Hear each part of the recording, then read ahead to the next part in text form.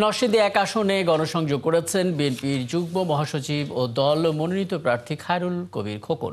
রোববার সদর উপজেলা চরাঞ্চলে করিমপুরে গণসংযোগ করেন তিনি। পরে করিমপুরের বাজারে বিভিন্ন স্থানে লিফলেট বিতরণ করে ধানের শীষ প্রতীকে ভোট চান। এ সময় খায়রুল কবির খোকন বলেন, আসন্ন ত্রয়োদশ নির্বাচনকে ঘিরে ভোটারদের মধ্যে ব্যাপক সাড়া মিলছে। জনগণ অধীর আগ্রহে অপেক্ষা করছেন ভোট দেওয়ার জন্য। আর জনগণ যদি বিএনপিকে জয়ী করে দেশ পরিচালনার দায়িত্ব দেয়, তাহলে তাদের আমানতের খেয়ানত হবে না।